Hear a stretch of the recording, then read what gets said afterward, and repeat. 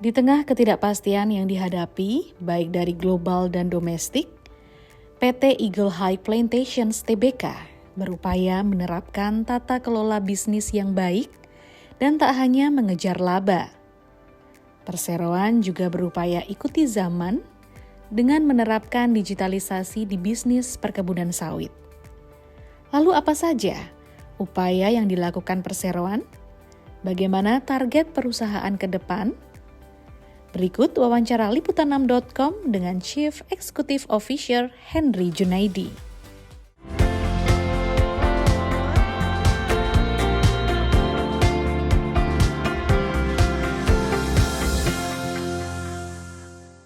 Bincang Liputan 6, balik lagi nemenin kamu sahabat Liputan6.com dan pasti barengan aku Sheila Oktarina. Nah, kalau kamu dengar kata-kata bisnis, apa yang ada di benak kamu? Keuntungan? Kerugian? Atau apa? Daripada penasaran, langsung aja abis ini aku bakal ngobrol sama CEO dari PT Eagle High Plantations Tbk, Bapak Henry Junaidi. Langsung aja. Halo Bapak Henry. Halo. Apa kabar hari ini Pak? Baik, sehat. Bagaimana kabarnya? Sehat juga. Sehat juga. Pastinya ya. Excited lah mau ketemu Bapak. Apalagi spesialnya ini kita mau ngobrol-ngobrol nih Pak. Apalagi kalau berbahas soal bisnis.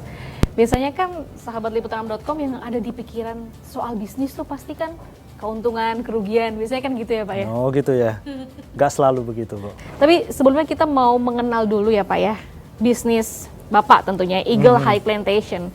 Bagaimana prosesnya, perkembangannya, apalagi kan baru kemarin ya kita menghadapi pandemi. Pastinya semua sektor tergerus dong Pak dengan pandemi. Oh iya. Nah, boleh diceritain Pak gimana bisa survive dan juga bagaimana pasca pandemi untuk perkembangannya dari perusahaan Bapak? Ya pandemi seperti tadi disampaikan betul ya, semua orang boleh dibilang ya ngumpet lah di rumah ya, termasuk bisnis juga kita ngumpet di rumah ya. Jadi yang kita lakukan adalah mempersiapkan diri ya. Jadi mempersiapkan diri kembali fundamentalnya ya, kayak kalau kita di rumah ya sudahlah, hari-hari ya bersihkan rumah dan lain-lainnya sama. Ya kita bersihkan semua area, ada yang kurang, kita perhatikan. Jadi kita lebih fokus bersihkan. Sekarang setelah pandemi selesai, mendadak rumah kita udah bersih semua. Udah rapi semua. Ya, orangnya lebih terlatih, ya kan selama itu kita latih orangnya. Semua jadi lebih siap. Jadi growth kita tuh makanya lebih cepat. Gitu. Jadi ya memang kita konsolidasi sebentar itu karena kondisi yang istilahnya memaksa lah kita ngomongnya ya, memaksa ya. Tapi kita take itu sebagai satu hal yang positif ya. Kemudian ya dengan setelah pandemi hari ini ya syukur kita berkembang dengan lebih baik karena kita lebih siap, semuanya kondisinya boleh dibilang sangat prima ya. Kita lakukan semua hal di depan, ya bisa dilihat hari ini EHP ya kita growth double digit terus udah hampir 2 tahun ini berturut-turut ya, kira-kira begitu sih ya. Oke, ini kalau boleh tahu ya Pak ya, yang mana kan memang banyak sektor tergerus akibat pandemi, termasuk perusahaan Bapak waktu pandemi ini ada layoff karyawan nggak sih Pak? Tidak ada kita, tidak ada sama sekali. Sama sekali? Tidak ada ya, cuma kita harus akui ya, banyak yang ingin pulang kampung bersama keluarganya karena melewati masa-masa yang sulit ya. Ya, jadi ya harus diakui bahwa karyawan kita menurun dengan otomatis saja karena mereka pengen bersama keluarganya. Rata-rata kami di kebun itu adalah orang merantau. Ya. Oke, tadi baru ngobrol katanya orang Kalimantan kan. Sama-sama pasti tahu ya. Jadi pengen lebih dekat sama keluarga. Boleh dibilang hampir mungkin 20-an%, 25% mereka kembali ke kampungnya untuk bersama keluarga. Tapi setelah pandemi mereka balik lagi semua. Oh sekarang. gitu. Iya. Bisa dibilang waktu itu dikasih cuti dong sama Bapak ya? Mereka mengajukan surat resign, ya, mengajukan surat resign. Mereka kembali kepada kampung. Ya hari ini seperti karyawan baru, tapi stok lama kan, muka lama. Gitu. Diterima sama Bapak? Iya tentu dong. Kalau berpengalaman kita lebih tahu mereka. Ya, skillnya sudah ada, tahu budaya perusahaan, why not? Ya kan lebih baik daripada kita cari seseorang yang yang baru yang masih penyesuaian. Kalau ini kan langsung. Oke. Ya, justru kita welcome ya seperti itu. Jadi udah tahu kinerjanya juga seperti apa ya? Iya, banyak kita alumni dan kembali lagi ke Eagle High hari ini. Luar biasa. Kalau boleh tahu nih Pak, dijelasin tentang targetnya Pak, jangka pendek dan jangka panjang untuk perusahaan, terutama di sektor sawit yang mana kita kan nggak pernah tahu ya ke depannya seperti apa, tahu-tahu nanti ada pandemi lagi atau apa gitu. Preparationnya gimana Pak? Ya, hari ini kalau jangka pendek kita tahu bahwa bisnis ini volatile sekali, apalagi kita komoditas, kita harus tahu ya. Jadi yang penting adalah tetap kita menjaga produktivitas dan efisiensi, itu yang utama ya. Ya kami sangat diberkati beberapa tahun lalu, seperti tadi saya sampaikan sudah disiapkan. Pas pandemi itu buka, logistiknya gampang, kami peremajaan alat berat semua. Jadi hari ini makanya menunjukkan bahwa produktivitas kita itu naik double digitnya pun double digit yang tebal. Ya, bukan hanya 10-11%. Ya. Itu belasan persen sampai semester 1 ini sudah 20%. Ya. Jadi kira-kira begitu. Kalau jangka pendek bagaimana menyesuaikan day to day yang sangat volatile ya. Kita bisa dengar banyak berita di luar ya, ada deforestasi lagi ya kan dari luar, di dalam negeri kekurangan minyak goreng ya, dan hal-hal itu jadi sangat volatile sekali ya. Apalagi pemerintah menentukan beberapa kebijakannya itu kayak harga levy 2 minggu sekali, 1 bulan sekali. Jadi itu harus sangat fleksibel perusahaan.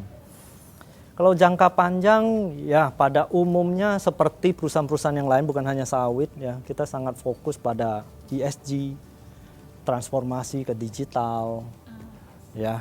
Ya hari ini kita Eagle High sudah memulai itu ya. Makanya kita bisa lihat dalam waktu dekat ini ya bahwa kita ada sertifikasi. Praktek-praktek ESG di lapangan kita itu sangat-sangat aktif dijalankan. Ya, ini kalau ada kesempatan bisa berkunjung ke lapangan, bagaimana kita mengurangi pemakaian chemical. Ya, banyak kan kita pakai biological, jadi alam melawan alam. Jadi bukan pakai kimia lagi, gitu, mengurangi hal-hal seperti itu. Jadi jangka panjangnya kita akan fokus pada ESG, ya, transformasi ke digital. Ya, suka atau nggak suka kita harus ke digitalnya. Sawit itu luas ya, kita kalau jalanin semuanya setiap hari itu nggak memungkinkan ya. Jadi harus pakai tools lah kita ngomong ya, kira-kira begitu ya sekarang. Jadi tidak hanya mengejar profit ke arah seperti itu. Kalau digital bisa mengundang anak-anak muda ya, kerja di pedalaman ya kan, tapi keren kan, kerja tetap pakai handphone megangnya. Ya, jadi tidak membedakan mereka saat di kota juga. Mereka bisa merasakan hal yang sama. Nah, bedanya di kebun sudah bisa canggih. Semua rata-rata orang dari luar kota, tentu sesama kita itu tinggal itu kayak ngekos kan ya, teman gitu ya dalam kompleks perumahan. Jadi punya community yang berbeda. Ya, jangka panjang seperti itu kita harapkan. Tapi memang kalau mendengar kata sawit, pasti kan ada di benaknya langsung kepikiran, oh kebun sawit. Apalagi tadi kan sempat ngobrol sama Bapak ya, ini saya Kalimantan Tengah, tahu lah ya kan, perkebunan sawit di sana seluas apa, dan pasti kendala sinyal. Apalagi kalau memang kita mau menyesuaikan ke digital, di sana sinyal kencang nggak Pak? Tentu ada masalah, ya tentu belum kita. Tapi saya sangat yakin bahwa hari ini pemerintah pun sangat agresif untuk infrastruktur kita ngomong connection ya, BTS dibangun terus, ya kan, betul kan ya, kita ngomong dan beberapa hal, ada beberapa yang tidak perlu pakai digital lagi, connection juga ya. Kayak kita ngomong GPS, kita itu bisa monitor GPS itu dari HP kita ya. Sambil kita jalan nggak ada koneksi itu kayak Google Map gitu, bisa jalan aja, tahu ya langsung dari satelit. Ya, jadi sebenarnya tidak semuanya harus ada connection, ya tentu lebih baiknya ada ya. Dan beberapa hal kita penyesuaian aja, kita siapkan dulu hari ini, walaupun tidak langsung real time ya, maksudnya hari ini kayak kita WA langsung dari itu ya, tapi apa yang ada kita catat dulu, malam kita kembali ke kantor, kita hanya upload karena udah ada signal, kita upload semua. Ya beda-beda jam lah ya. Delay beberapa jam atau beberapa menit wajar aja kan ya. Sambil kita ya ikutin pemerintah sampai pedalaman pun sekarang sudah lagi dikembangkan ya. Yang kedua kita juga mengundang beberapa provider ya, dari kebun kita ada beberapa provider kayak Telkomsel juga mulai memasang BTS di dalam kebun kita. Kalau soal listrik, soalnya pernah dengar juga, mungkin jam berapa listriknya udah dimatikan begitu. Itu di sana juga kendala nggak sih Pak? Kan mungkin bagi tadi ya misalnya mau nge-grab anak-anak muda untuk kerja di sebuah perusahaan sawit yang mana ada di pedalaman, kan biasanya yang sudah pernah ada di ibu kota dengan kenyamanan tiba-tiba di dalam hutan, itu kan agak kaget ya. Fasilitas apa yang mungkin bisa ditawarkan? Satu tentu rumah yang layak. Ya, rumah yang layak, tidak ada bedanya sama kota ya. Kamu dapat air bersih ya sebening di Jakarta atau di kota besar. Itu yang basic ya.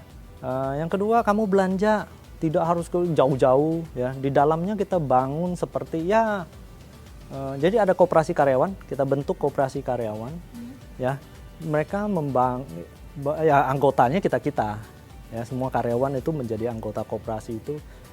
Kita buka seperti Alfamart di dalam kebun itu, belanja juga gampang.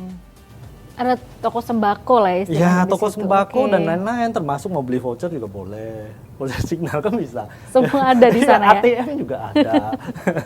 Ya, jadi kita bikin itu ya tentu tidak seperti kota, tapi punya komunitas sendiri yang basic pasti tersedia. Listrik tadi gimana? Kalau listrik ya ada beberapa kita masih pakai genset. Tadi betul ada jam-jam tertentu kita itu. Karena kenapa? Memang siang hari mereka ke lapangan kan, kerjanya di lapangan. Di rumah ada listrik juga percuma kan, betul nggak? Lagi kalau itu terbuka nggak kayak Jakarta kan, masih ada gedung tinggi yang di bawah ketutup. Ya. Kalau itu terbuka begitu ya matahari masuk juga terang sekali. Ya. Dan pada intinya semua mereka ke lapangan. Tentu ada beberapa fasilitas umum, masjid butuh listrik, gereja butuh listrik, tempat penitipan anak, sekolah, di dalam itu ada semua. Nah itu tentu kita provide 24 jam. Oke. Ya, tentu mereka pulang kerja sudah gelap, maghrib, ya listrik sudah ada. Oh gitu. Ya. Iya. Gitu. Jadi bisa langsung istirahat aja dan mungkin yang sudah menikah juga bisa bawa keluarganya di sana ya. Tadi kan ada sekolah, ada ini juga. Kita justru mengencourage bahwa yang berkeluarga bawa ke dalam ya. Dan di situ ada laki-laki perempuan, mereka juga berkenalan dan married juga kan. Gitu. Karena ada beberapa aktivitas memang dikerjakan oleh perempuan. Gitu. Baik, sekarang kalau kita ngomongin soal target kinerja perusahaan nih Pak. Ada 2, produksi dan keuangan misalnya. Ada faktor pendukungnya dan mungkin tantangannya apa aja nih Pak? Kalau faktor pendukung tentu kita ngomong kayak kita lah, mau menghasilkan sesuatu kita harus punya orang yang cukup, alat yang cukup, mesin yang cukup, itu udah pasti kan ya. Alat-alat pendukung seperti itu kalau kita bicara iya. Ya, contoh kalau di sawit ya jumlah pemanennya cukup. Ya, yang tukang bersihinnya juga cukup ya. Pendukungnya ya tentu dikasih alat ya, kalau harus pakai cangkul ya pakai cangkul ya kan, nah gitu ya. Truknya harus cukup, yang tidak kalah penting tentu infrastruktur seperti jalan harus mulus ya, jembatannya itu ya. Kalau di pabrik ya tentu listriknya cukup, mesinnya prima ya. Hal-hal seperti itu yang meningkatkan produktivitas dan tentu efisiensi. Ya, mobil tua sama mobil baru ya mana lebih efisien, pasti yang baru kan. Nah, itu yang tadi saya sampaikan, selama pandemi itu sudah kita siapkan semua. Ya, kita take positifnya adalah selama masa lesu, ya sudah kita berbenah diri, kita inventaris kembali apa sih yang kurang-kurang yang harus kita perbaiki. Nah itu yang kemarin kita perbaiki. Begitu pandemi buka ya langsung cepat naik. Gitu ya. Tantangannya sekarang kalau industri sawit ini ya tadi saya sampaikan ya sangat volatile saat ini ya, kadang kita sulit untuk memprediksi besok itu apa yang terjadi ya. Peraturan pemerintah kemudian harga juga bergejolak terus, ya. Belum kurs rupiah, ya, harganya tetap, tapi karena kursnya turun, saya tetap $600, tapi kalau kursnya berubah-berubah gimana gitu kan. Jadi ada hal-hal, belum cuaca, ya sekarang mulai ngomong-ngomong El Nino, ya hujan, panas ya, banget panas. ya. Sebentar hujan terus, sebentar panas terus, Kalimantan banjir-banjir kan ya. Ya, jadi hal-hal yang di luar dugaan kita atau di luar kontrol kita itu juga banyak yang harus kita hadapi. Ya, lebih banyak itu tantangannya adalah hal yang ketidakpastian.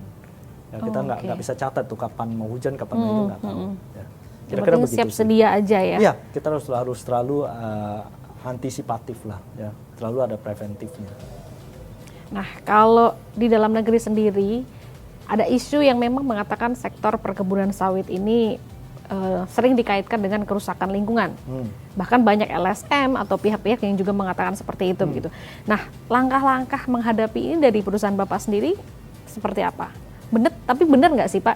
Memang merusak yang ada di sana alam mungkin? Gimana ya kita ngomong merusak? Kalau bagi kami dan saya yakin pemerintah juga merasa tidak merusak, ya. Yang pertama kita ngomong kalau nggak ada sawit, ini padat karya nih, berapa banyak pengangguran lagi. Justru sawit yang mempekerjakan semakin banyak orang, itu yang pertama. Jadi memberikan kontribusi terhadap ekonomi. Kalau kita bicara lingkungan tadi, ya kita tahu bahwa banyak juga area, gini, dari pemerintah itu pasti sudah mengalokasikan kan. Ini untuk kawasan industri, ini untuk kawasan rumah, ini untuk kawasan sawit gitu kan. Itu sudah ada kawasannya, memang sudah untuk peruntukannya sawit, ya kan. Kalau kita tanam di situ kan nggak ada yang salahnya, karena pemerintah pasti sudah memperhitungkan, ya, hutannya harus berapa persen, sawitnya berapa persen, pabriknya berapa persen, sudah pasti. Jadi menurut kami bahwa itu tidak istilahnya ya, kita ngomong sudah dialokasikan, sudah diperhitungkan dengan detail bahwa itu memang sudah tidak merusak lingkungan. Selain itu dengan ada sawit kita bicara daripada dia gundul hanya rumput-rumput, justru memberikan kontribusi emisi yang bagus, lebih rindang, ya kan, lebih tidak erosi dibandingkan kalau itu gundul kan. Kita tahu Kalimantan coba lewat kan, ya kan, gitu. Jadi kita lihat dari sisi lingkungan ataupun sosial ekonominya itu memberikan nilai positif. Kita juga harus menyiapkan plasma untuk daerah setempat, ya. Teman-teman daerahnya berkembang, ikut selain perusahaan aja, masyarakat ikut memiliki kan. Iya. Ya, betul kan? Masyarakat setempat ya. Memiliki. Jadi ya seperti saya bilang, sosial, ekonomi maupun lingkungan itu sudah tercover semua. Ya. Oke. Nah, seiring berjalannya waktu gitu ya, mungkin kekiniannya ya Pak ya, perusahaan-perusahaan ini kan banyak yang memang dituntut untuk menjalankan industri berkelanjutan, yaitu proses penciptaan barang dan jasa dengan sistem yang bebas polusi, ekonomis, aman, sehat bagi karyawan, konsumen, masyarakat sekitar juga. Apalagi untuk melestarikan energi dan sumber daya alam. Kalau PT Eagle High Plantation sendiri seperti apa? Ya, tadi saya sudah sampaikan juga ya, kita sangat komit ya dari hari ke hari untuk mengurangi polusi segala ya. Contohnya kita beberapa mengurangi penggunaan genset, kita bangun biogas plant ya. Gitu ya, biogas plant itu dari limbahnya sawit sendiri gitu. Dan ini sudah berjalan? Sudah jalan. Ya, kita sudah supply ke PLN. Oh, oke. Gitu. Jadi benar-benar energi terbarukan. Ya kan. Selain itu tadi saya sudah sampaikan di lapangan kita coba mengurangi chemical. Tadi mengurangi solar ya. Ini mengurangi chemical ya. Jadi kalau nanti di lapangan itu gampangnya gini, ada rumput yang bermanfaat, ada rumput yang tidak bermanfaat ya. sawit ini bukannya kalau bersih botak di bawahnya itu bagus. Justru kita harus ada rumput-rumput yang kita ngomong yang pendek-pendek, yang bermanfaat yang ada karena menjaga kelembapan. Dia tidak menguap. Makanya tadi balik lagi ke lingkungan. Ini justru bagus kita menahan. Gitu. Menerapkan industri berkelanjutan, Eagle High Plantations berupaya mengurangi pemakaian bahan kimia untuk membasmi hama. Perseroan juga menargetkan dapat mencapai zero chemical sehingga ramah lingkungan. Contoh lalang, tahu ya lalang ya gampangnya ya. Nah, ya itu memang harus dibasmi. Nah, kalau dibasmi jadi nanti terlalu terbuka, seperti saya bilang menguap, apalagi ini mau El Nino, ya bisa menyebabkan kebakaran dan lain-lain. Ya kita harus menggantikan dengan satu rumput yang bermanfaat, justru memberikan unsur hara kembali pada tanamannya itu. Dengan unsur hara kembali pada tanaman itu justru memberikan mengurangi kebutuhan pupuk-pupuk organik. Gitu. Jadi hal-hal seperti itu kita pakai. Contoh misalnya ada beberapa hama, kita ngomong paling gampang tikus yang makan sawit, ya. Banyak orang memberikan racun supaya untuk membasmi sawit. Kami menggunakan burung hantu, ya sebagai predatornya, jadi gitu loh, ya. Jadi untuk mengurangi kimia-kimia. Jadi hal-hal kayak gitu di lapangan sudah kita jalankan, ya, dan kita harapkan semakin hari semakin meningkat sampai zero chemical itu. Gitu. Kalau dalam waktu 1 minggu atau 1 bulan Bapak visit biasanya seberapa sering ke sana? Saya sebulan ya 2 kali lah ya, sebulan 2 kali, 1-2 kali ya, tergantung load di Jakarta. Sempat ada rumor gini Pak, kalau misalnya hutan gitu ya, hutan sawit, biasanya udah selesai panen mau ditanam kembali itu dibakar, dan itu yang menyebabkan asapnya, terus bahkan sesak nafas para masyarakat. Itu benar nggak sih Pak kayak gitu? Sampai saat ini saya nggak melihat bahwa tidak adalah perusahaan yang membakar. Ya, kebakaran itu terjadi karena musim panas ya.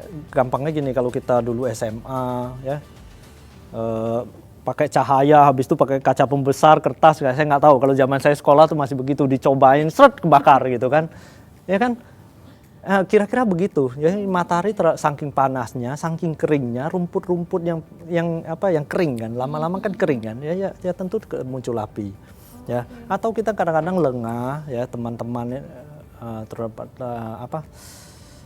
ngerokok, ya lupa buang puntungnya, nggak mati, ya, terjadi kebakaran masa musim kemarau. Tapi kalau dalam praktek kita bilang membuka lahan, ataupun kita dalam merawat kebun, itu tidak ada yang menggunakan api atau apapun, ya. Pembukaan lahan semua pakai alat berat, bukan pakai bakar, ya. Kita semua pakai alat berat, ya, sudah mekanis semua, gitu. Kira-kira seperti itu sih ya. Di lapangan tuh saya bilang kalau kebakaran itu kita ngomong hari ini kecelakaan lah, ya boleh dibilang. Ya, nggak ada yang disengaja. Ada nggak pohon sawit yang kebakar? Nggak ada. Yang kebakar pasti yang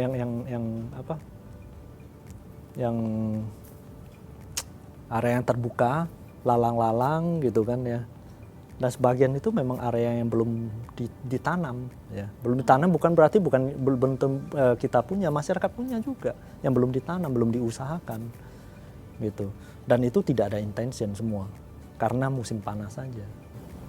Gitu. Baik. Nah, kemarin kan ada kebijakan dari Uni Eropa sendiri ya Pak ya. Dampaknya apa sih Pak dengan undang-undang anti deforestasi terhadap perusahaan sawit di Indonesia untuk Eagle High Plantation sendiri? Ada imbasnya nggak? Kita bilang kalau imbasnya indirectly pasti ada, ya. Ini kan supply demand ya. Kalau si pembelinya merasa keberatan, akhirnya tidak beli, supply-nya lebih, ya harga turun, ya kan. Indirectly seperti itu. Tapi kita lihat faktanya hari ini. Ya memang ngomong, ya dia sebagai pembeli, sebagai customer, tentu kita berusaha memenuhi apa maunya customer kan. Ya. Jadi mengeluarkan undang-undang itu harus ada fairness-nya juga. Seperti tadi saya sampaikan bahwa itu lahan-lahan itu memang sudah peruntukannya untuk sawit. Iya, udah ada plot-plotnya ya. Iya, Gitu. sudah ada plot-plotnya. Jadi tidak ada deforestation. Oke. Yang kedua, hari ini kita serahkan ke pemerintah. Ya, pemerintah juga sudah aktif menjalankan promosi ini bahwa tidak semuanya itu tidak ada deforestasi. Mungkin seringlah ya di berita-berita juga kita dengar. Ya, jadi hari ini bukan hanya Indonesia sudah bekerja sama dengan Malaysia juga untuk menjelaskan hal ini, make clear lah kita ngomong praktek yang sebenarnya tidak seperti yang mereka pikir gitu kan. Tapi faktanya paling gampang lah ya, komplain tapi tetap beli kan, nah, gitu aja, betul nggak? Komplain tapi ya. Tetap beli kan, nah, bukan belinya berkurang malah tambah banyak, nah, gitu kan. Apalagi sekarang perang Rusia Ukraina ya, Ukraina itu adalah minyak matahari ya, biji matahari itu sebagai sumber salah satu minyak goreng juga lah, kita ngomong minyak ya, minyak nabati istilahnya kalau gampangnya. Ya kalau dengan terganggunya itu mau nggak mau harus diganti dengan apa? Harus diganti dengan sawit. Kalau kita mau bicara yang lahan yang paling banyak digunakan peruntukannya bukan sawit.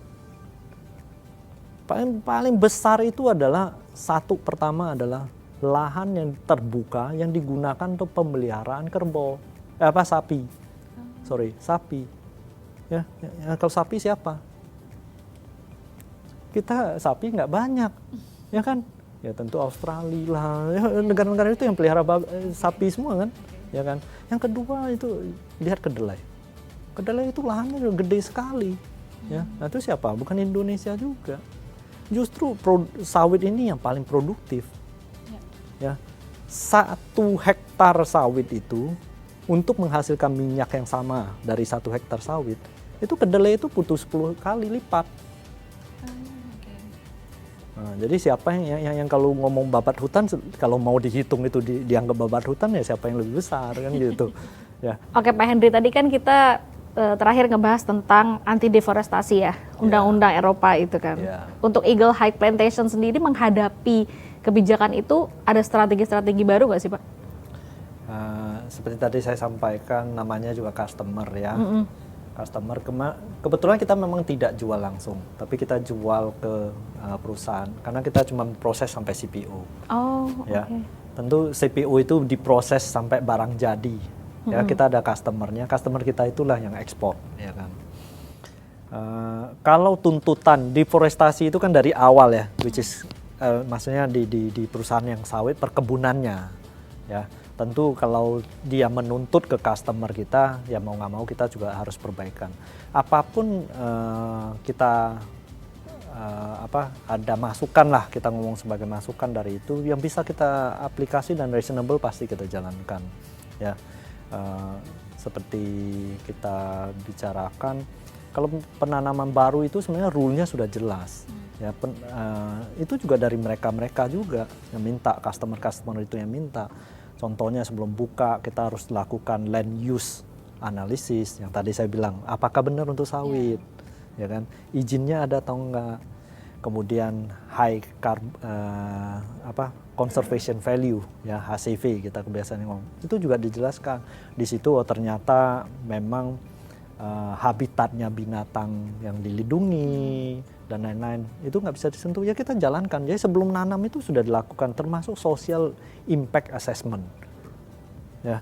Jadi termasuk itu di situ apakah ada pengaruh pada perusahaan sawit ini, apakah mengganggu sosial budayanya di sana, ada memberikan impact positif atau tidak, ya, mengganggu ekonomi mereka atau tidak, itu semua dijalanin, ya.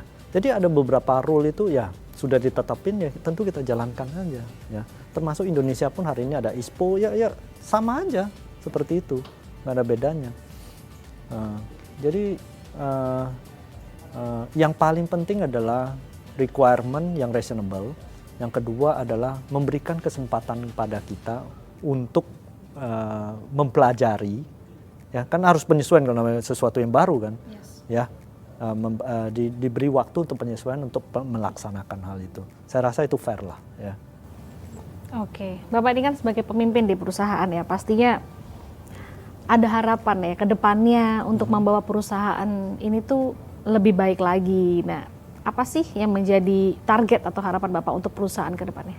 Ya, tadi saya sudah sentuh-sentuh ya. Kita inginnya adalah satu perusahaan itu bukan hanya profit seperti saya tadi sampaikan ya. Namanya bisnis pasti mau profit ya. Tapi yang tidak kalah pentingnya adalah ya kita memperhatikan lingkungan tadi, ESG kita jalankan. Ya itu sesuatu yang jangan dianggap sebagai mandatori atau dipaksa, beban.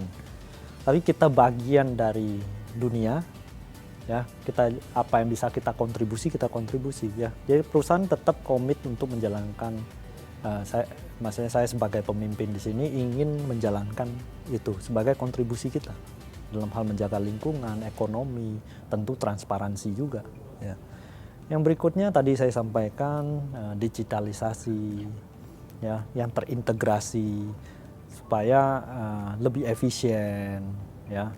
Teman-teman di lapangan juga merasa, oh saya bukan di hutan, nggak ada bedanya sampai di kota. Ternyata balik ke kota pun, oh justru di sana lebih canggih gitu kan. Saya apa-apa pesen pun pakai. Tetap di sana pakai Gojek ya, saya tetap di sana juga bisa, ya kan. Enak lagi kalau di sana nggak mikir tempat tinggal, di sini mikir bayar kontrakan. Betul. Ya kan dia malah bisa bangga bahwa oh listrik rumah saya ini energi terbarukan, nggak ada solar sama sekali. Jadi sesuatu yang berbeda, ya. Jadi kita pengen karyawan kita itu punya komunitas yang bagus dan canggih yang tidak bedanya sama kota, ya. Dan dia bisa berkarir lebih baik dan bisa ajak keluarga di sana karena rumah semua disiapkan, fasilitas ada, sekolah semua ada, tempat ibadah ada, ya. Jadi ya kalau namanya Lebaran kita di Jakarta, merantau ke Jakarta, pulang ke Jawa ya sekali-sekali ya itu wajar kan. Tapi ya pada intinya pengen mereka itu seperti saudara sendiri juga di sana, punya komunitas sendiri, ya. Tidak ya maksudnya mengikuti zaman lah. Ya tetap mengikuti zaman, tidak hanya terpencil di sana. Yang paling terakhir adalah tentu kita bicara sejahtera, ya. Karyawan kita juga sejahtera. Ya. Sejahtera itu jangan diukur dari material saja, ya. Tentu kita bilang rohani, jasmani, kesehatan, betul kan? Ya kita bahagia, ya keluarga sehat, ya. Mudah-mudahan bisa turun temurun, anaknya bisa kerja lagi di sawit. Oke. Pokoknya ya semua kan? terjamin lah. Betul ya. Kan? Iya kan seperti itu kira-kira ya. Okay. Ya kan ini sawit ini kan bukan satu gerasi. Sekali tanam aja 25 tahun, 30 tahun. Ya kan? Habis itu yang tadi dikatakan ya ditanam ulang kan gitu kan. Ya kan kalau bisa anak cucu terus di sana ya nggak ada salahnya kan. Ya. Jadi kita ingin sesuatu yang berbeda, ya, yang dianggap sudah jadi satu kesatuan dan satu keluarga bersama perusahaan. Ya bisa bilang kalau selama attitude baik, bekerja dengan baik dan lain-lain ya silahkan aja turun temurun pun nggak apa-apa. Oh, oke. Ya kan? Dan tidak ketinggalan seperti di kota. Tapi susah nggak sih Pak kalau misalnya nih sahabat liputan6.com gitu kan setelah ini ngobrol sama Bapak terus langsung akhirnya wah kayaknya enak ya kerja di sawit gitu kan, mau ngelamar nih Pak, sesulit itu nggak sih, harus jurusan apa gitu misalnya? Oh tidak, ya kita basically semua jurusan itu dibutuhkan. Ya tadi ini presenter kan boleh jadi PR di sawit, ya hubungan sama masyarakat kan kita butuh nih. Komunikasi sama masyarakat, kita ada rencana ini atau kita ada rencana beberapa CSR, kita ngomongnya kan butuh komunikasi sama masyarakat, itu juga butuh pengen lamar. Ya kira-kira begitu sih ya. Jadi kembali pada kita sendiri, ya kan. Jangan kita anggap bahwa saya ini presenter ya presenter. Asal bisa menggunakan, nilainya apa sih? Nilainya kan berkomunikasi, ya. Value-nya di komunikasi. Kita butuh orang yang berkomunikasi. Agronomi iya, orang keuangan juga butuh administrasi, ya kan. Engineer yang jagain rumah siapa? Rumah kalau rusak gimana? Ya kan, di EHP aja rumah di Eagle High ini mungkin 10.000 rumah ada. belum masjid, belum sekolah dan lain-lain. Ya kan? Guru pun butuh ya? Iya.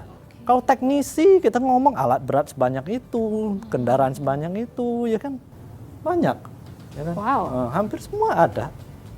Hampir semua ada. jurusan dibutuhkan loh, Iya. sahabat liputan.com. Iya kan? Oke. Nah, sebagai seorang pemimpin ketika dipercaya memimpin perusahaan ini ke depannya gitu Pak ya, Bapak memegang prinsip hidup apa sih? Kalau boleh tahu dan berbagi nih Pak. Tadi kata-kata dipercaya kan? Saat dipercaya kan? Kalau kita supaya dipercaya apa? Yang pertama integritas kan? Oke. Ya kan? Betul nggak? Yes. Supaya dipercaya, ya kita harus punya integritas. Ya. Yang kedua ya tentu, kalau saya simpel aja lah ya. Integritas. Yang kedua kita harus ada komitmen dan disiplin. Ya. Kalau kita udah terima gaji, kita harus bahwa itu terima itu karena udah ada tanggung jawab atau job desk-nya. Ya harus kita penuhi. Gitu. Oke. Ya. Ada- As simple as that. Ada inspirasi tersendiri nggak sih Pak? Atau pedoman mungkin yang memang dijalankan sekarang khususnya dari pribadi Bapak? Pedoman. Yang di atas lah. Kita pegangnya di atas. Ya kan? Tentu kita selalu kembali Iya pada dong. itu ya. Iya. Jadi hari-hari kita kerja pasti ada stres ya. Kita kerja itu ada tujuan, ada target ya. We must do the best untuk capai target itu udah pasti Ya. ya. Kalau kita sudah lakukan yang terbaik ternyata nggak dapet, ya bersyukur saja gitu. Ingat bersyukur gitu kan. Kalau kita ada lakukan yang terbaik, saya yakin sekali ya. Kayak kita lah, kalau mau sekolah, mau ujian, ya kan. Kalau kita udah belajar dan udah siap, sejelek-jeleknya masuk nilai 6 lulus itu masih ada lah. Ya kan, kalau sudah ternyata kita habis ujian merasa bahwa oh saya dapat nilai 8 keluarnya dapat 6 ya bersyukur saja. Saya udah lakukan yang terbaik. Ya, saya rasa sih begitu. Ya, saya sesimpel itu aja kalau saya sehari-hari saya jalanin. Oke. Sekarang nih di perusahaan Bapak sendiri itu totalnya karyawan berapa sih Pak?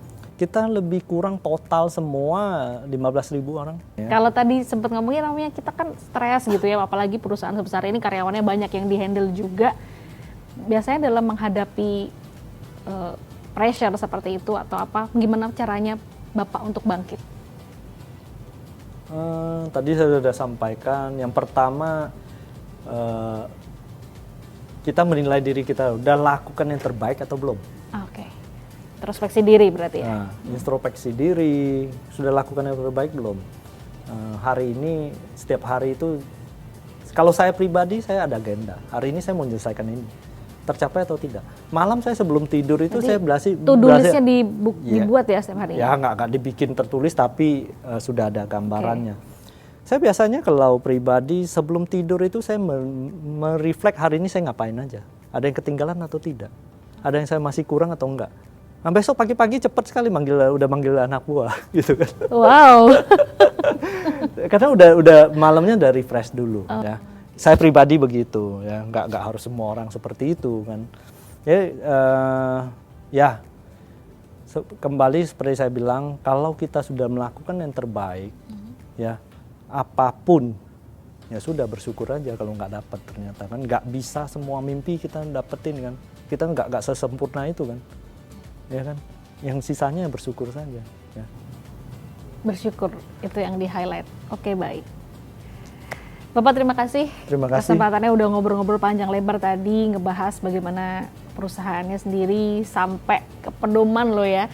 Kita tetap berserah semuanya kepada yang di atas ya Pak. Betul, ya. Dan betul. jangan lupa bersyukur. Jangan lupa bersyukur. Oke, Pak Hendri terima kasih banyak Terima kasih. kesempatannya. Semoga kita ketemu lagi, ketemu di satu perusahaan nanti. Di next event mungkin Ya, ya. next Oke, event. kalau gitu. Terima kasih Pak sekali lagi. Ya, salam sehat juga nih. Oke, sahabat liputan6.com, itu dia tadi obrolan aku barengan sama Pak Hendri Junaidi di Bincang Liputan 6 The CEO, yang pasti banyak banget pesan-pesan yang udah disampaikan sama beliau dan bisa kita ambil. Salah satunya adalah bersyukur.